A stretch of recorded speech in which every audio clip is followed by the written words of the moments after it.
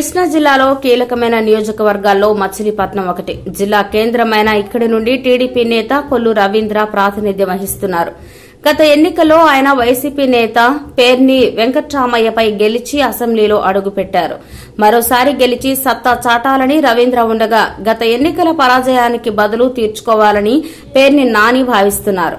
1952 Machilipatnam assembly నియోజకవర్గంగా ఏర్పడింది. పలువురు ప్రముఖులు ఇక్కడి నుంచే ప్రాతినిధ్యం వహించారు. అయితే 2008 పునర్విభజనలో ఈ సెగ్మెంట్ కొంత రూపు మార్చుకుంది. విభజన తర్వాత 2009లో జరిగిన ఎన్నికల్లో కాంగ్రెస్ అభ్యర్థి పేర్ని వెంకట్రామయ్య టీడీపీ నుంచి పోటీ చేసిన కొల్లు రవీంద్రపై విజయం సాధించారు.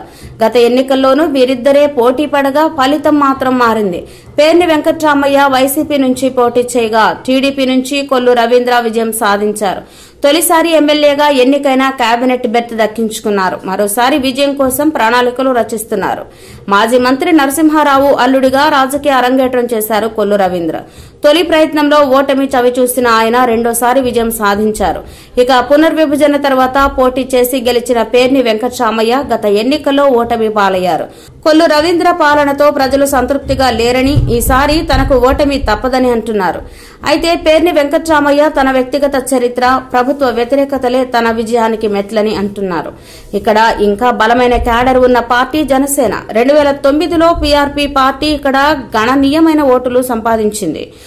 ఆ ప్రభావం కలిసి రావడం కాక ఇక్కడ పవన్ కళ్యాణ్ కున్న క్రేజ్, ఆయన చరిష్మా విజయానికి సోపానాలు వేస్తాయి.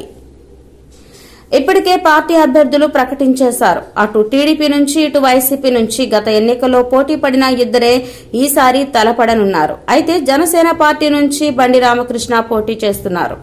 ఈ వీడియో కనుక మీకు నచ్చినట్లయితే లైక్ చేయండి, షేర్ చేయండి. ఇలాంటి లేటెస్ట్ వీడియోస్ కోసం మా ఛానల్ ని సబ్స్క్రైబ్ చేసుకోండి.